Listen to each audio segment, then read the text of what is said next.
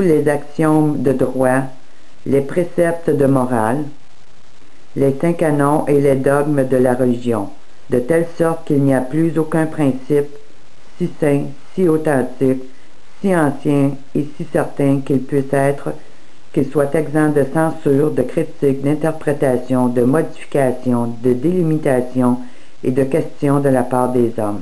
3 petits points. On ne cultive que l'esprit et non le cœur dans l'éducation des enfants, qu'on rend désobéissants, dissolus, beaux-parleurs, babillards et irréligieux.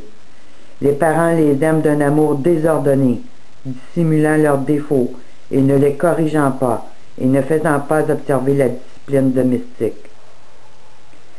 Des ecclésiastiques et des religieux, combien ils sont misérables, car beaucoup d'entre eux ont le nom de vivant, mais ils sont morts. Tu as le nom de vivant, mais tu es mort dans la fausse doctrine. Tu es mort dans l'athéisme et le pseudo-politicisme. Tu es mort dans l'hypocrisie et la justice simulée. Tu es mort dans tes péchés occultes, dans le secret de tes abominations. Tu es mort dans les voluptés et le délice. Tu es mort dans l'effronterie, la jalousie et l'orgueil. Tu es mort dans les péchés de la chair, dans l'ignorance des mystères et des choses nécessaires au salut. Tu es mort enfin dans l'irréligion et le mépris de la parole de Dieu.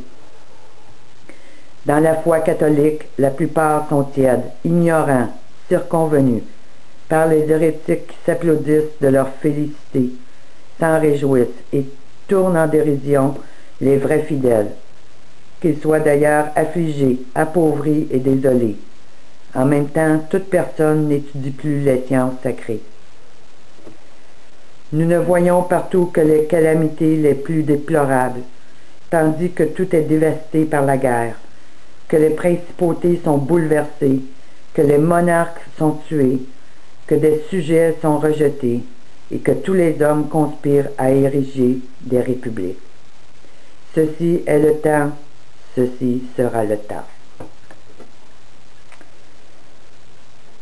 Ce précieux texte des années 1600 est plus que révélateur de notre temps, à moins de se forcer à être aveugle, à refuser les évidences pour quelques instants illusoires, il faut bien le dire. D'autres textes, documents anciens et prophéties du passé, provenant de la Bibliothèque secrète du Vatican, révèlent tout notre siècle comme étant celui qui devra expérimenter la venue de ces événements sous un gouvernement mondial de l'Antéchrist. Parmi plusieurs documents vérifiés, il y en a un qui résume très bien plusieurs textes du passé, d'une telle manière qu'il n'est pas nécessaire de prendre connaissance de chacun d'eux pour avoir une idée claire de ce que devront traverser tous ceux qui resteront fidèles aux principes chrétiens. Je dirais judéo-chrétiens. Quant aux autres, tous les autres, ils feront partie du nouvel ordre mondial. Les textes sont plus que clairs sur cette question. Ce document en question est le résumé de plusieurs enquêtes à travers d'autres textes et prophéties. Comme résultat, il nous dévoile une image complète et jamais rendue publique à date de ce que seront les conditions de vie sous le règne de l'Antéchrist. Ce document est connu sous le nom de « Les prophéties de la Semaine sainte ». Il fait ressortir que toute l'histoire de la chrétienté est comme une copie carbone de la vie de Jésus-Christ. Les premiers 2000 ans du christianisme représentant les 3 années de la vie publique du Christ, et le temps qu'il reste à l'humanité étant le temps compris entre le dimanche des Rameaux et le dimanche de Pâques. Voici ce que rapportent ces prophéties. Ne succombe pas au sommeil, homme du futur, parce que les signes de Dieu ne sont pas donnés ni aux rêveurs ni à l'insensé. Il a été dit que ton Seigneur viendra comme un voleur, et le temps où il viendra sur chacun de vous, d'une manière inattendue, sera une période de l'histoire pendant laquelle la plupart des hommes seront endormis. Surveillez pour les signes. Comprenez le sens profond de sa passion, parce que celle-ci renferme le sceau divin de votre salut. Ferme tes yeux sur le monde, place tes mains sur tes oreilles, et arrête de parler inutilement, parce que ton Dieu a quelque chose à confier à ton âme angoissée et isolée. Viendra un jour où Jésus sera acclamé dans différentes contrées, et même en face de plusieurs royaumes, en même temps. Méfie-toi de ce jour. Crains justement ce jour si alors tu es en état de péché, et que tu te réjouisses d'être ainsi. Mais si par contre tu es un vrai serviteur de Dieu, alors réjouis-toi, parce que le jour de ta délivrance est proche. Lorsque les acclamations se seront estompées, alors viendra la nuit des nuits, la trahison des trahisons, contre la chrétienté. Au moment où se couchera le dimanche des rameaux, dans ces jours les plus tristes qu'il sera donné à l'homme de vivre, Judas renaîtra des profondeurs pour un court temps. Quoique de vrais chrétiens pourront alors déployer contre le blasphème, les plans pour vivre l'infamie des âges devront être bus jusqu'à la lie. Puis, après la nuit du Jardin des Oliviers, immédiatement suivie par l'arrestation, la nuit couvrira alors toute l'humanité pendant que beaucoup de dirigeants chrétiens et leurs disciples s'empresseront de se cacher, et que d'autres trahiront leur propre sang aussi bien que leur propre chair. Mais cette nuit verra aussi quelques chrétiens plus rares mourir bravement avec leurs dirigeants comme martyrs. Pour cela, ils seront quelques-unes des pierres les plus brillantes de la couronne de leur Seigneur. Encore une fois, Pierre reniera 3 fois après avoir été un vrai disciple de Jésus, alors qu'une large partie de la chrétienté quittera pour un temps la vraie foi. Eux aussi renieront leur foi en 3 majeures occasions. Alors que la nuit suivra son cours, les temps de l'esclavage s'étendront partout. Ne sois pas un insensé. Ne te laisse pas mener par ton orgueil en croyant que tu seras protégé de ces terribles événements. Parce que tu as eu une bonne vie chrétienne ou encore que tu échapperas au sentier de la croix, parce que tu es rempli de toutes sortes de considérations pour toi-même, y compris de te voir comme un saint. Ne te rappelles-tu pas ce que le Seigneur avait un jour demandé à celui qui se croyait être un vrai croyant en Dieu? Ne te souviens-tu pas ce qu'il répondit à ce jeune homme fier et riche, qu'il donne tous ses biens aux pauvres et le suivre?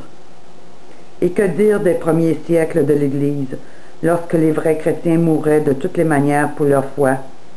Étaient-ils tous fous, ou se trompaient-ils en choisissant d'être dévorés par des bêtes sauvages en face d'une foule qui les insultait et se riait d'eux? Ne sois pas un insensé. En face du haut prêtre de la fausse Jérusalem, d'alors à Rome, les chrétiens de ces temps troublés devront répondre pour la foi de leur Père dans laquelle ils continuent de croire. Ils seront traînés du grand prêtre à Caïphe, où ils seront insultés, ridiculisés, couverts de crachats, puis accusés de haute trahison, parce qu'il leur sera rappelé leur vie passée de violence et de trahison contre l'humanité. Ils seront détenus et accusés de sorcellerie, parce que leurs pères auront accompli des miracles à travers l'histoire. Accusés 1000 fois de meurtre, parce que leurs pères auront exterminé des tribus au nom de la croix à travers l'histoire. Accusés d'avoir induit dans de fausses croyances, parce que leurs pères auront enseigné aux multitudes que Jésus était le seul et unique Dieu de l'univers. Accusés d'idolâtrie parce qu'ils croiront Jésus être Dieu. Et accusés de perversion contre leurs propres enfants parce qu'ils leur auront enseigné des valeurs chrétiennes du passé. Pour tout cela, ils seront privés de leur liberté pendant que leurs enfants leur seront enlevés par les autorités pour être placés comme apprentis dans des familles riches partageant les croyances du nouveau royaume. Encore une fois, ne sois pas insensé. Comme la chrétienté a pris ses ailes à Rome, les persécutions partiront aussi de Rome, parce qu'en ces temps, l'Église sera alors inversée par rapport à elle-même. Comme cela fut, cela sera encore, parce que les élus seront les premiers à donner leur sang pour leur Seigneur. Pierre et Paul mourront à Rome pour le plaisir de la foule pervertie.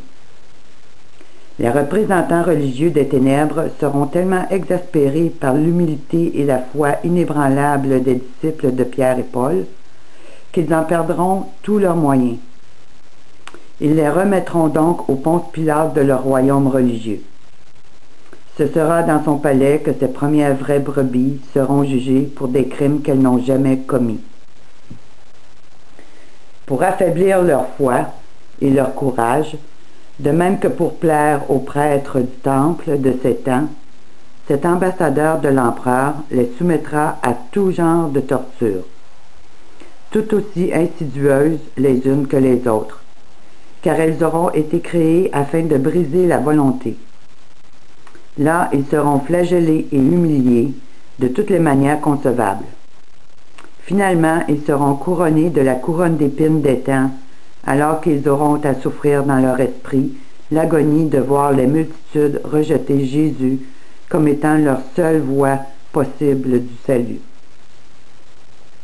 Présentés ainsi face aux foules d'incroyants, avec leur chair en lambeaux, ils souffriront d'être abandonnés par leur famille, leurs amis du passé et leur propre peuple. Toutes ces foules en colère auront préféré prêter serment aux représentants de l'Antéchrist, qui, encore une fois, se lavera les mains de leur sang. Ce sera à partir de ce jour unique qu'il sera interdit par la nouvelle monarchie de donner un verre d'eau à quiconque, car en ces temps, la charité aura été emprisonnée dans un nouvel âge de glace. Alourdis par le poids de la croix, ils graviront le calvaire où la foule les accablera de sa rage sans limite. 3 fois la chrétienté succombera sur ses genoux, mais 3 fois elle se relèvera dans une acceptation totale de sa destinée. Arrivée au sommet du calvaire, ses mains seront crucifiées, parce que le monde sera alors privé de la charité. Ses pieds seront crucifiés, parce qu'il aura été interdit d'apporter la parole de Dieu aux multitudes. Puis le corps de cette chrétienté sera étiré à l'extrême sur la croix, parce qu'il devra servir d'exemple aux foules perverties du nouvel empire. Puis viendra un temps de sécheresse, alors que toute la chrétienté sera privée de la présence et des paroles de Dieu. Elle ne recevra que des paroles amères et un isolement absolu du reste du monde. Comme Jésus a dit, « Père, pourquoi m'as-tu abandonné ?» La chrétienté vivra l'abandon total à elle-même sans aucune consolation. Puis la lance transpercera son côté duquel une goutte de sang et une goutte d'eau s'échapperont, parce qu'alors il lui faudra, elle aussi, atteindre à la mort, sans certitude, avant que Dieu le Père ne se laisse toucher, puis laisse tomber son bras sur l'humanité. Pendant un temps indéterminé, un silence lourd couvrira alors toute l'étendue de la terre.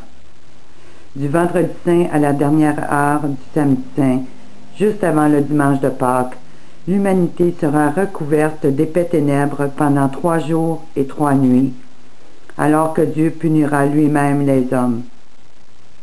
L'Antéchrist sera jeté en enfer.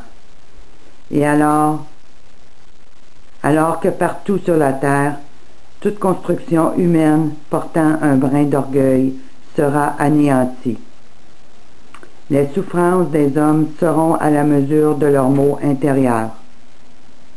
Plus leur état sera de péché, d'éloignement de Dieu, plus leurs souffrances seront grandes. C'est alors que la terre entière ressemblera à un vaste cimetière, un désert sans horizon.